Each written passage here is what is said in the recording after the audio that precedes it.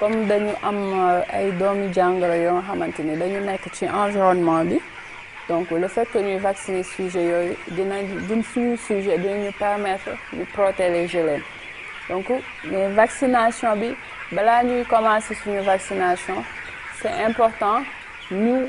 veiller au transport, aux conditions de transport de la vaccination et de conservation éventuellement si la vaccination ne se fait pas tout de suite.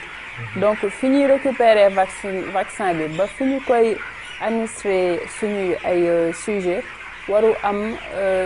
rupture ci conservation du chaîne de froid bi waru am rupture. Donc saa su ne vaccin bi dafa war di nekk di sedd ba biñ koy administrer suñu ay ginaar. Donc ginaar yi aussi suñu leen di vacciner il faut que ñu veiller à ce que ñu am une bonne statut sanitaire que ñu bañ a nekk ginaar yu tawat wala ginaar yoo xamante ne ñun dañu sonn donc dañu ne war a nekk en bonne santé parce que quand les sujets sont malades et que nga vacciner leen surtout bu fekkente ne vaccin vivant la da nga leen di assommer sur le coup il y a des risques de faire des réactions vaccinales et pire faire la maladie donc nañ veiller à ce que vraiment c'est un statut sanitaire correct et que bu ñuy vacciner aussi ñu bañ a vacciner heure yu tàng nañu veiller à ce que mu nekk heure yu sedd ñu assoiffé leen mën na leen assoiffé 2 heures de temps mais bu ñu mat torop et puis bu mu tàng torop parce que bu boobaa ginaar bi buy naan mën na naan lu ëpp lu mu war a naan ci vaccin bi et que day am concurrence aussi donc ñii mën nañu naan lu ëpp alors que ñeneen ñi duñu naan du tout donc bu boobaa ñooñu duñu jël seen dose vaccinale donc après aussi boo vacciner ba pare su fekkee am nga possibilité de nga joxe benn anti-stress vraiment pour dimbali leen seen am doole boo xam ne c'est à base de vitamines, sels minéraux et acides aminés loolu dina leen permettre seen organisme dëgër bu baax pour mën a répondre correctement au vaccin. Docteur léegi vaccination yi âge yi nga koy def wala da ngay def ko saa yu la neexee quoi. doo ko def saa yu la neexee donc vaccin yi déjà am na si yoo xam ne dès le premier jour nga koy def. Bon, am na ñu koy def ci élevage mais c'est plus conseillé de faire ça au couvoir donc soo xoolee comme Newcastle bi J1 lañ koy def influenza bi aussi J1 y a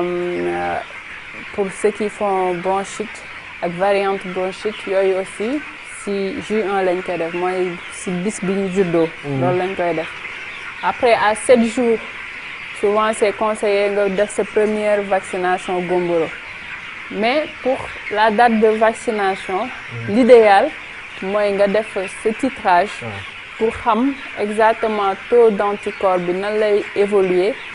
de ce fait di nga am exactement la date ce jour exact bi nga war a def sa vaccin disons ce rappel vaccin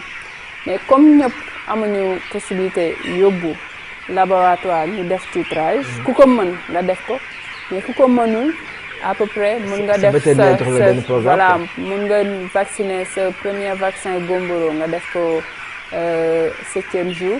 ce rappel Gomboro nga def ko dans les 14e jour vers 14e jour ce rappel Newcastle nga def ko 21e jour tout en sachant que c'est J1 defoon nga ce premier vaccin Newcastle. Après il y a d'autres vaccins qui sont sur le marché yoo xam ne vaccins yu intéressants la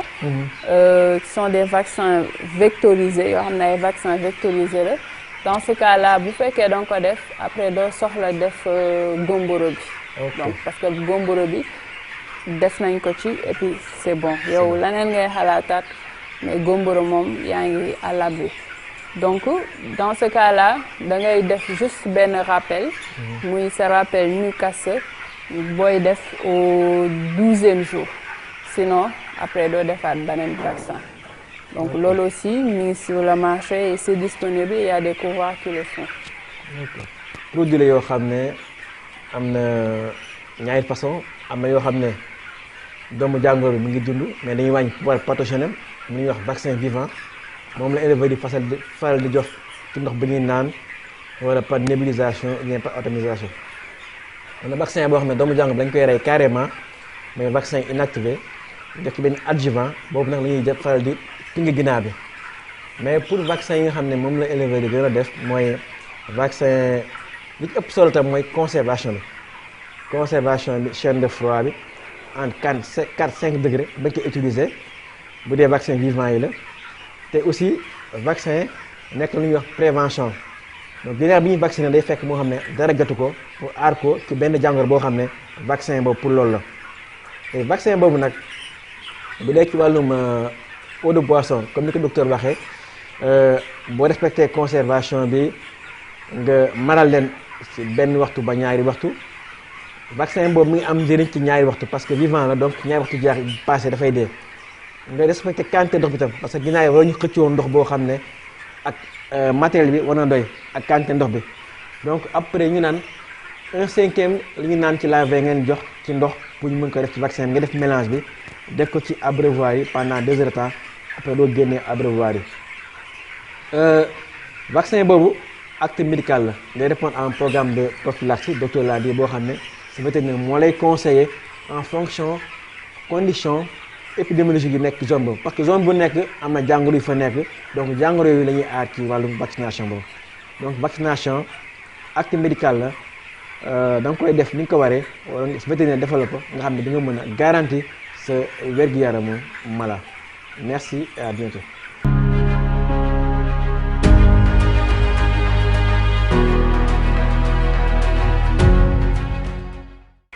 Chers internautes et chers invités docteurs, nous allons essayer de développer sur la vaccination, qui est un acte médical très important pour la prévention des maladies. La vaccination, comment tu l'as définie par rapport à l'aviculture, son importance et comment réussir cet acte médical-là? La vaccination, comme vous l'avez dit, c'est très important parce que ça permet de protéger les sujets. Parce que dans l'environnement, il y a des germes qui sont présents en permanence et on ne peut pas les éliminer. Donc, ce qui fait que le fait de faire la vaccination, éventuellement, permet de les protéger et éviter que nos sujets fassent des maladies. D'accord? Pour faire la vaccination, il y a des préalables. Donc, il faut s'assurer que nos sujets ne soient pas malades déjà, parce que si les sujets sont malades et qu'on les vaccine, surtout quand c'est des vaccins vivants, dans ce cas-là, les sujets risquent de faire des réactions vaccinales et pure faire la maladie en tant que telle, la maladie du germe auquel on le protégeait. Donc il faut s'assurer que les sujets soient en bonne santé.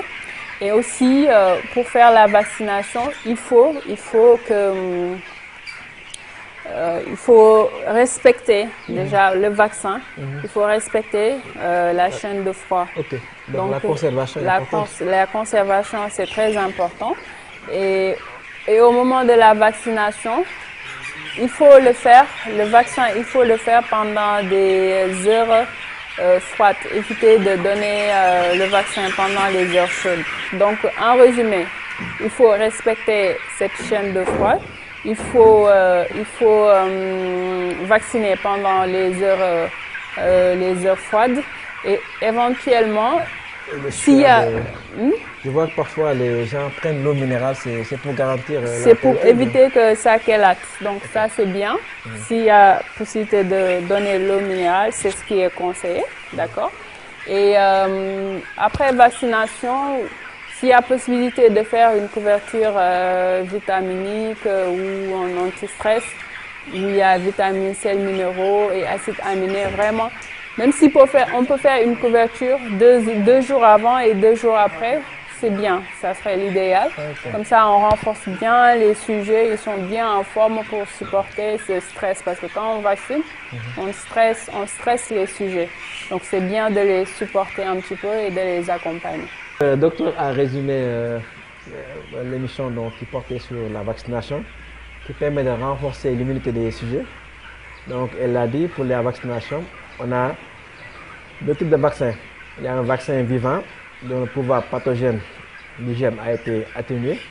et les vaccins inactivés, avec un adjuvant. Donc, pour réussir sa vaccination, il faut d'abord respecter un programme de prophylaxie qui a été au préalable défini par un docteur vétérinaire et qui correspond au contexte épidémiologique de la zone. Et pour la vaccination, qui est un acte médical, le docteur l'a dit, il faut bien connaître le vaccin, c'est-à-dire respecter les conditions de conservation, de transport, qui doivent être pour les vaccins vivants entre 4 et 5 degrés, et respecter aussi la quantité d'eau à donner pour les sujets. Il ne faut pas qu'il y ait de compétition ni d'excès d'eau. Donc il faut que la quantité d'eau à administrer pour le vaccin soit corresponde aux normes. On dit entre la quantité doit être le 1/5 de la consommation de la veille. Et si on a 1000 sujets, d'habitude l'âge correspond à la quantité d'eau vaccinale. Si le sujet a 10 jours, on prend 10 litres, 15 jours, on prend 15 litres, donc pour 1000 sujets. Donc en résumé, vacciner c'est bien, mais bien vacciner c'est mieux. Et pour bien vacciner, il faut respecter le protocole vaccinal et s'assurer que toutes les conditions sont réunies pour que cela se passe très bien et être aidé par un vétérinaire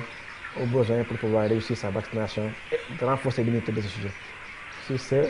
merci, à bientôt.